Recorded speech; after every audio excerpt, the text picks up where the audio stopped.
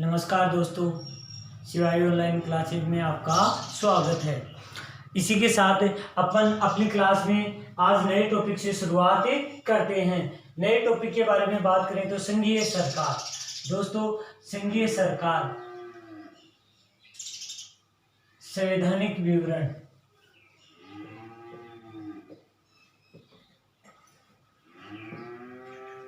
भाग 5 अनुच्छेद 52 से अनुच्छेद 151 तक संघीय सरकार का उल्लेख संविधान के भाग 5 में किया गया है।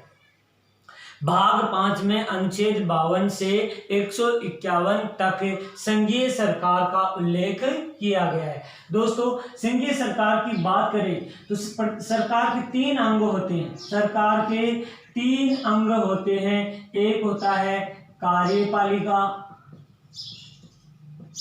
एक होता है विधायिका और एक होता है न्यायपालिका। तीनों अंगों के आधार पर ही सरकार संचालित होती है। प्रत्येक अंग का अलग अलग कार्य होता है। कार्यपालिका कानूनों को लागू करती है, विधायिका कानून बनाती है और न्यायपालिका कानूनों की व्याख्या करती है और सही गलत का फैसला लेती है। तो दोस्तों, इस सरकार के बारे में, ये अपनी सरकार है, उसमें अपन बात करें कि संघीय सरकार। अब संघीय सरकार की बात आती है तो संघीय सरकार के 2 रूप होते हैं। संघीय सरकार के 2 रूप होते हैं। एक होता है संसदीय, एक तो होता है संसदीय और एक होता है आपका अध्यक्षात्मक। एक तो होता है संसदीय और एक होता है अध्यक्षात्मक। संसदीय में क्या होता है, जहां पर कार्यपालिका का यानी कि मंत्री परिषद वास्तविक शक्तियों का उपभोग करे और सामूहिक रूप से लोकसभा के प्रति यानी कि प्रथम सदन के प्रति उत्तरदायी हो, उस शासन व्यवस्था को अपन क्या कहते हैं, संसदीय शासन व्यवस्था। और अध्यक्षात्मक व्यवस्था में मंत्री परिषद सर्वेसर्वा नहीं होती है। यहाँ पर राष्ट्रपति का पद प्रभावी होता है और वो प्रथम सदन के प्रति, मंत्री परिषद प्रथम सदन के प्रति उत्तरदायी नहीं होती है। तो संविधान निर्माताओं के सामने एक प्रश्न उभर कर आ रहा था कि हम भारत के लिए कौन सी व्यवस्था अपनाएं, संसदीय व्यवस्था अपनाएं या अध्यक्षात्मक। दोस्तों, संसदीय व्यवस्था का हमें पर्याप्त अनुभव था क्योंकि 1935 का अधिनियम था, वो संसदीय व्यवस्था पर ही आधारित था। इसीलिए हमने अपने अनुभव को काम में लेते हुए ब्रिटेन की तर्ज पर हमने कौन सी शासन व्यवस्था स्वीकार की, संसदीय शासन व्यवस्था स्वीकार की। कौन सी व्यवस्था स्वीकार की, संसदीय शासन व्यवस्था। तो हमने संसदीय शासन व्यवस्था का जो स्रोत है वो कहां से अपनाया है, तो आपका आंसर क्या होगा दोस्तों, ब्रिटेन होगा। आपका आंसर क्या होगा, ब्रिटेन होगा। तो ब्रिटेन से हमने संसदीय व्यवस्था को अपनाया। हमारे यहाँ पर अध्यक्षात्मक शासन व्यवस्था नहीं है, जैसे अमेरिकी संघीय व्यवस्था में हमें देखने को मिलती है, वैसी अध्यक्षात्मक व्यवस्था भारत में नहीं है। क्यों?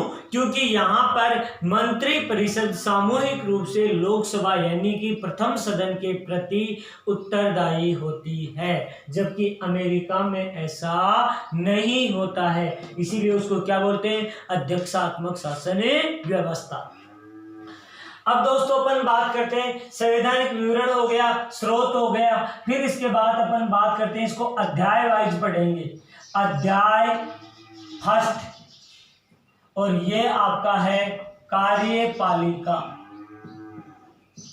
अध्याय फर्स्ट, कार्यपालिका। शासन के 3 अंग है ना, कार्यपालिका, विधायिका और न्यायपालिका। सबसे पहले अपन किसके बारे में पढ़ेंगे, कार्यपालिका के बारे में पढ़ेंगे। कार्यपालिका की बात करें तो कार्यपालिका का संवैधानिक प्रमुख होता है राष्ट्रपति। वास्तविक प्रमुख शक्तियां किसके हाथों में होती हैं? मंत्री परिषद के हाथों में। किसके हाथों में? मंत्री परिषद। और मंत्री परिषद का प्रधान कौन होता है? प्रधानमंत्री। और इसके साथ साथ महान्यायवादी, ये सभी सदस्य किसमें शामिल किए जाते हैं? कार्यपालिका में शामिल किए जाते हैं। तो दोस्तों कार्यपालिका की उल्लेख के बारे में अपन बात करेंगे अनुच्छेद 52 से अनुच्छेद 78 तक। किसका उल्लेख किया गया है? कार्यपालिका का। अध्याय फर्स्ट कार्यपालिका अनुच्छेद 52 से 78 तक निहित है, याद रखना। और इस दौरान आप किस किस के बारे में पढ़ोगे? राष्ट्रपति के बारे में, मंत्री परिषद के बारे में, प्रधानमंत्री के बारे में और महान्यायवादी के बारे में पढ़ेंगे। एक और उपपद आता है दोस्तों बीच में, जिसका नाम है उपराष्ट्रपति। एक और पद आता है जिसका नाम है आपका उपराष्ट्रपति। और उपराष्ट्रपति का उल्लेख भी हमारी कार्यपालिका के अंतर्गत किया गया है। उपराष्ट्रपति का कोई कार्य नहीं होता, लेकिन हमारे संविधान में राष्ट्रपति यदि नहीं हो तो उसकी जगह पर कार्यवाहक राष्ट्रपति होता है उपराष्ट्रपति। और वैसे साधारण परिस्थितियों में वह राज्यसभा का सभापति होता है। राष्ट्रपति का कोई स्वयं का कार्य नहीं है बस उपराष्ट्रपति का, ये तो बस सभापति होगा और राष्ट्रपति पद पर नहीं है तो उसकी जगह पर ही काम करेगा। तो ये सभी चीजें राष्ट्रपति, उपराष्ट्रपति, मंत्री परिषद, प्रधानमंत्री और महान्यायवादी सभी आपकी कार्यपालिका के अंतर्गत आते हैं। अब दोस्तों एक एक चीज पर अपन विस्तार से व्याख्या करेंगे। अनुच्छेद 52 देखना दोस्तों, सबसे इंपॉर्टेंट क्वेश्चन है, भारत के संविधान में किस अनुच्छेद में राष्ट्रपति पद का उल्लेख किया गया है? किस अनुच्छेद में राष्ट्रपति पद का उल्लेख किया गया है? तो पद का उल्लेख किस में किया गया है दोस्तों? 52 में। तो आप यहाँ पे क्या पढ़ोगे? राष्ट्रपति पद का उल्लेख, राष्ट्रपति पद का उल्लेख। और राष्ट्रपति पद का उल्लेख किस आर्टिकल में किया गया है दोस्तों? 52 में। तो राष्ट्रपति पद की अवधारणा अपनाई गई है। और हमारा जो राष्ट्रपति है, देखो हम राष्ट्रपति के बारे में बात करें तो राष्ट्रपति का जो पद है वो कैसा है? संवैधानिक प्रमुख का है। कैसा है? संवैधानिक प्रमुख। हमारे देश का संवैधानिक प्रमुख कौन है? राष्ट्रपति। जैसे सेम एज परिस्थिति में ब्रिटेन की महारानी या सम्राट, वैसा ही है। नामात्र की शक्तियां होती है राष्ट्रपति के पास, वास्तविक शक्तियों का उपभोग मंत्री परिषद के द्वारा किया जाता है। तो दोस्तों संवैधानिक प्रमुख होता है यहाँ का राष्ट्रपति वंशानुगत न होकर निर्वाचित होता है। हमने ब्रिटेन की तर्ज पर संसदीय प्रणाली तो अपना ली, लेकिन उसमें एक चेंज किया है। क्या चेंजेस किया है? हमारा राष्ट्रपति वंशानुगत नहीं होता है, वो निर्वाचित होता है। इसीलिए भारत को गणतंत्रात्मक, फ्रांस की तर्ज पर गणतंत्रात्मक राज्य कहा जाता है। गणतंत्र का अभिप्राय यह है जिस देश का संवैधानिक प्रमुख चुनावों के माध्यम से निर्वाचित होता है उसको अपन गणतंत्रात्मक राज्य कहते हैं। तो ये गणतंत्रीय राज्य व्यवस्था हमने किससे ग्रहण की थी? फ्रांस से। कहां से ग्रहण की थी? फ्रांस से। तो हम राष्ट्रपति पद संवैधानिक प्रमुख है। डॉक्टर भीमराव अंबेडकर कहते हैं कि हमारे राष्ट्रपति की स्थिति ब्रिटेन की महारानी या सम्राट के समकक्ष ही है। तो पद तो हो गया वैसा ही, कैसा, संवैधानिक प्रमुख का, लेकिन निर्वाचन का तरीका अलग अलग है। वहां पर वंशानुगत होता है और हमारे यहाँ पर क्या होता है, निर्वाचित होता है। इसीलिए भारत को गणतंत्रात्मक राज्य कहा जाता है। और ये गणतंत्रात्मक राज्य व्यवस्था किस देश से अपनाई थी, फ्रांस से अपनाई थी। ओके दोस्तों, अगले आर्टिकल का उल्लेख करते हैं, अनुच्छेद 53। अनुच्छेद 53 कहते हैं, संघ की कार्यपालिका शक्ति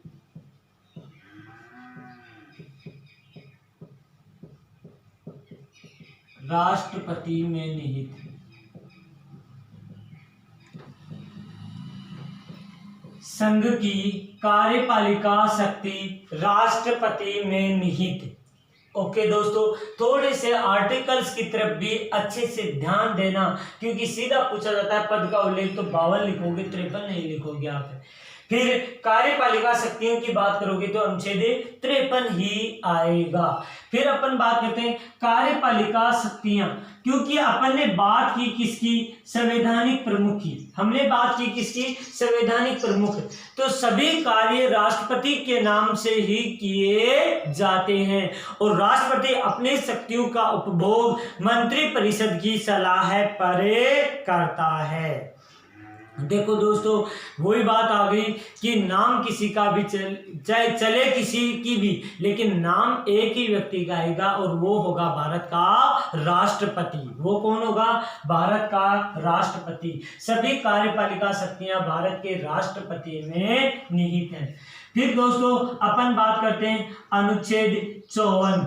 अनुच्छेद 54 की बात करें, राष्ट्रपति का निर्वाचक मंडल।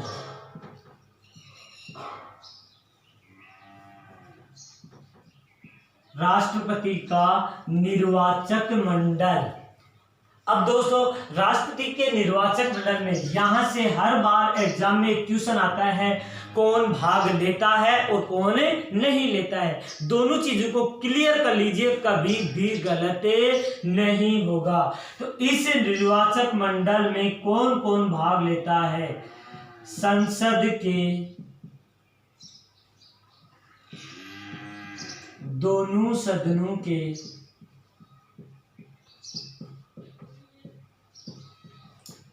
निर्वाचित सदस्य, दोनों सदनों के निर्वाचित सदस्य। पहला क्वेश्चन पहला आ गया। दूसरा आता है राज्य विधानसभाओं के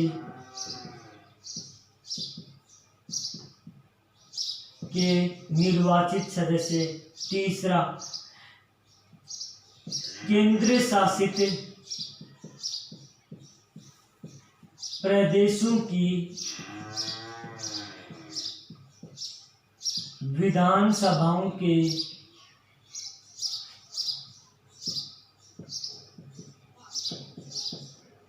निर्वाचित सदस्य। अब देखना है, यहां पर नोट करने वाली बात है दोनों की सर, क्योंकि वहां पर सिर्फ अपन जल्दबाजी में गौर नहीं करते हैं कौन भाग लेता है ये पूछ रहा है क्वेश्चन, या कौन नहीं भाग लेता है ये पूछ रहा है। अपन जल्दबाजी में उसको गलत कर देते हैं। यहाँ पर आप इसको अच्छी तरह क्लियर कर लीजिए कि कौन कौन तो भाग लेता है और कौन कौन नहीं लेता है। तो दोस्तों गौर करना, संसद के दो सदन हैं, एक है लोकसभा और एक है राज्यसभा। उसके निर्वाचित सदस्य ही भाग लेते हैं। लोकसभा में कितने सदस्य मनोनीत होते हैं? 2। और राज्यसभा में 12 है। 12 कितने हो गए? 14। कितने हो गए? 14। तो संसद के दोनों सदनों में मनोनीत सदस्यों की संख्या कितनी है? 14 है। ये भाग नहीं लेती है। तो नहीं लेने वाला पहला क्वेश्चन तो आपका यहां से आ गया। लोकसभा व राज्यसभा में मनोनीत सदस्य राष्ट्रपति की निर्वाचन प्रक्रिया में भाग नहीं लेते हैं। तो नहीं वाला पहला क्वेश्चन आ गया। फिर आ गया राज्य विधानसभाओं के निर्वाचित सदस्य। दोस्तों ये बहुत ही इंपॉर्टेंट क्वेश्चन है। देखो प्रत्येक राज्य, ऐसे राज्य जहां पर आंग्ल भारतीय सदस्यों को पर्याप्त प्रतिनिधित्व नहीं दिया जाता है, वहां की विधानसभा में राज्यपाल एक सदस्य को आंग्ल भारतीय समुदाय के सदस्य को मनोनीत कर सकता है। नोट करना दोस्तों, जैसे फॉर एग्जांपल उत्तर प्रदेश 403 विधानसभा सीटें हैं, लेकिन 402 पर ही चुनाव होते हैं। एक सदस्य आंग्ल भारतीय समुदाय का राज्यपाल द्वारा मनोनीत किया जाता है। तो उत्तर प्रदेश से कितने सदस्य भाग लेंगे? 402 ही भाग लेंगे, याद रखना। तो राज्य विधानसभाओं के भी निर्वाचित सदस्य ही भाग लेंगे, कोई भी मनोनीत सदस्य यहां से भाग नहीं लेगा। तो नहीं वाला दूसरा क्वेश्चन, राज्य विधानसभाओं में मनोनीत सदस्य भाग नहीं लेंगे। अभी तीसरा क्वेश्चन, नहीं वाला तीसरा क्वेश्चन, राज्य विधान परिषद,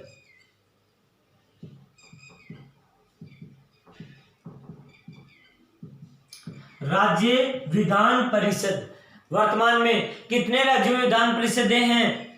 7 नहीं, जम्मू कश्मीर में हट जाएंगे, 6 ही बचेंगे। ठीक है, तो 6 राज्यों की विधान परिषदें आपके राष्ट्रपति की निर्वाचन प्रक्रिया में भाग लेंगी कि नहीं लेंगी?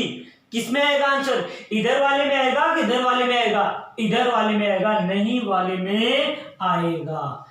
किस में आएगा? नहीं वाले में आएगा। याद रखना दोस्तों, राज्य विधान परिषद के सदस्य राष्ट्रपति की निर्वाचन प्रक्रिया में भाग नहीं लेते हैं, और यही हमेशा कंफ्यूज करता है, क्योंकि अपन जल्दबाजी में क्वेश्चन को पढ़ते नहीं है और वहां पे अपने को है पूछा है या नहीं पूछा है।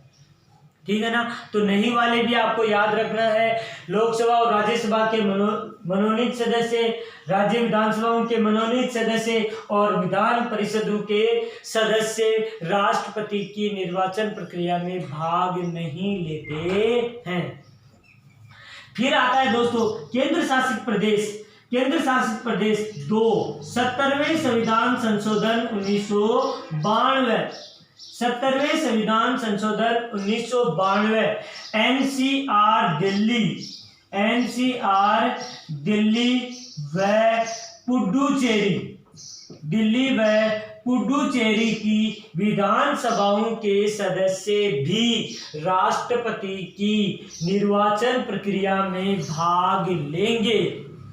बाकी आपके बचे कितने केंद्र शासित प्रदेश? कितने बच गए? 9 में से 2 घटा दो, 7। कोई विधानसभा नहीं है, वहां के सदस्य कोई भाग नहीं लेते हैं, चाहे प्रशासक हो चाहे वहां के कार्यपालक हो, किसी भी तरह की सदस्य राष्ट्रपति की निर्वाचन प्रक्रिया में भाग नहीं लेते हैं। लेते हैं तो सिर्फ 2 की, किस किस की? एनसीआर दिल्ली और पुडुचेरी। किस संविधान संशोधन द्वारा ये तय किया गया था? 70वें संविधान संशोधन 1992 द्वारा दिल्ली व पुडुचेरी की विधानसभाओं के सदस्य राष्ट्रपति की निर्वाचन प्रक्रिया में भाग लेते हैं। ओके दोस्तों, आपको यहाँ पे आर्टिकल 54 सबसे इंपॉर्टेंट क्वेश्चन के रूप में उभर कर आपके सामने आ रहा है। तो आप लोग दोस्तों, मेरी आपसे रिक्वेस्ट है, एक काम करना, एक सारणी बना लेना, टेबल, जहां पर आप नोट करते हो, नोट्स बनाते हो, वहां पर एक टेबल बना लेना। एक तरफ राष्ट्रपति की निर्वाचन प्रक्रिया में भाग लेने वाले सदस्य और एक तरफ राष्ट्रपति की निर्वाचन प्रक्रिया में भाग नहीं लेने वाले सदस्य, फिर कभी भी गलत नहीं होगा। तो आप अच्छे से याद कर लेना इसको, कौन कौन भाग लेता है और कौन कौन भाग नहीं लेता है, ये अच्छे से याद कर लेना। ओके दोस्तों, इसका स्क्रीनशॉट ले लीजिए। अब देखो दोस्तों, अपन बात करते हैं आर्टिकल 54 तक पढ़ लिया। 54 वाला क्वेश्चन आपके लिए बहुत इंपॉर्टेंट था, वो तो आप उसकी सारणी बना लोगे, क्लियर हो जाएगा। अब आता है आर्टिकल 55, राष्ट्रपति की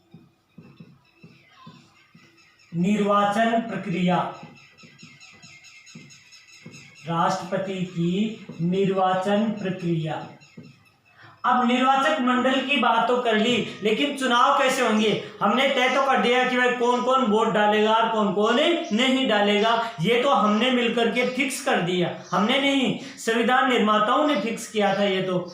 लेकिन उसका चुनाव किस प्रक्रिया के अनुसार होगा, तो उस प्रक्रिया के लिए सबसे इंपॉर्टेंट क्वेश्चन है समानुपातिक प्रतिनिधित्व की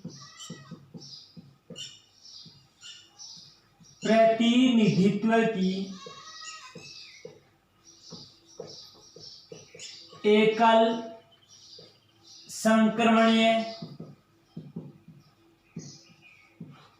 मत प्रणाली, एकल संक्रमणीय मत प्रणाली द्वारा इस व्यवस्था को चलाया जाता है, राष्ट्रपति का निर्वाचन किया जाता है। दोस्तों हमारे देश में निर्वाचन की दो प्रक्रियाएं काम में ली जाती हैं, निर्वाचन की दो प्रक्रियाएं काम में ली जाती हैं। एक को बोलते हैं एकल संक्रमणीय मत प्रणाली और एक को बोलते हैं फर्स्ट पास्ट द पोस्ट प्रणाली। अब आप कहोगे सर इंग्लिश बोल रहे हो आप, तो मैं आपको शॉर्ट में समझा देता हूँ। अपने यहाँ पर जैसे विधायकों के चुनाव होते हैं, सांसदों के चुनाव होते हैं, सरपंचों के चुनाव होते हैं, तो उनके लिए कौन सी प्रणाली अपनाई जाती है, जिसको सबसे ज्यादा वोट मिलते हैं वही क्या कर दिया जाता है, विजेता घोषित कर दिया जाता है। जबकि राष्ट्रपति वाले में ऐसा नहीं होगा। राष्ट्रपति की चुनावी प्रक्रिया है, राज्यसभा के सदस्य हैं, विधान परिषद के सदस्य हैं, ये सभी आपके एक समान प्रणाली से चुने जाते हैं, उसको बोलते हैं एकल संक्रमणीय मत प्रणाली। तो इस प्रणाली की बात करें, फिर उसके बाद आता है मत मूल्य वाला मैटर। वो कहते हैं राष्ट्रपति की निर्वाचन प्रणाली को समझ लो और पीएचडी कर लो, बराबर है दोनों। कैसे? क्योंकि ये बहुत ही टेढ़ी खीर है, लेकिन इस टेढ़ी खीर से अपने को कोई मतलब नहीं है। अपने को तो शॉर्ट में एक टॉपिक समझना है, क्योंकि यहाँ पे टीचर से एग्जाम में क्वेश्चन पूछा जाता है राष्ट्रपति का मत मूल्य निर्धारण कैसे किया जाता है। तो सबसे पहले तो अपन विधायकों का मत मूल्य ज्ञात करते हैं। किसका? विधायकों का मत मूल्य। क्योंकि दोस्तों जैसे अपन किसकी बात करें, राजस्थान की बात करें, राजस्थान के कितने विधायक हैं? 200 विधायक। ये राष्ट्रपति की चुनावी प्रक्रिया में भाग लेते हैं, 200 विधायक भाग लेते हैं। तो यहाँ पर इनकी संख्या 200 नहीं गिनी जाएगी। प्रत्येक विधायक का एक मत मूल्य होगा और उस मत मूल्य को निकाला जाता है संबंधित राज्य की जनसंख्या बटा विधानसभा की सदस्य संख्या भाग 1000, या आप इसको ऐसे भी लिख सकते हो, कोई दिक्कत नहीं है, गुणा 1/1000। कोई सा भी तरीका अपना लो, भाग 1000 लिख दो या गुणा 1/1000 लिख दो। तो ये तो आपका आ गया क्या, किसका मत मूल्य? प्रत्येक विधायक का मत मूल्य। अब उसके लिए देखो प्रत्येक राज्य की जनसंख्या तय की जाएगी, प्रत्येक राज्य की जनसंख्या के आधार पर ही विधायकों का मत मूल्य निर्धारित किया जाएगा। और ये जब जनसंख्या है वो कैसी होगी? 1971 की जनगणना के अनुसार होगी। Very important question for you दोस्तों। 1971 की जनगणना के आधार पर ही विधायकों का मत मूल्य निर्धारित किया जा रहा है, जो 2026 तक यथावत रहेगा। 2026 तक यथावत रहेगा। तो प्रत्येक राज्य के विधायकों का मत मूल्य निर्धारित किया जाएगा। उसके लिए किस सूत्र का उपयोग किया जाएगा? संबंधित राज्य की जनसंख्या बटा विधानसभा की सदस्य संख्या गुणा 1/1000। इस आधार पर आप लोग तय कर लेना, अपने आप आपका आंसर आ जाएगा। और इसको देखो, मेरी तो मैथ कमजोर है, आप लोग राजस्थान की जनसंख्या रख लेना 1971 की, और विधानसभा की सदस्य संख्या 200 थी 1971 में, और आज भी कितनी है? 200। तो मैं तो सीधा आंसर निकालता हूं, राजस्थान के प्रत्येक विधायक का मत मूल्य आएगा 129। कितना आएगा? 129। अब काटा फांसी आप लोग कर लेना, डायरेक्ट मेरा तो रटा हुआ मान लीजिए या कैसे भी मान लीजिए, प्रत्येक विधायक का मत मूल्य कितना आ गया राजस्थान का? 129। अब यहाँ पर 200 नहीं, प्रत्येक सदस्य का मत मूल्य कितना माना जाएगा? 129 माना जाएगा। ठीक है दोस्तों, फिर अपन बात करते हैं सांसदों का मत मूल्य। सांसदों का मत मूल्य, इसके लिए आपका सूत्र क्या होगा? सभी विधायकों का मत मूल्य भाग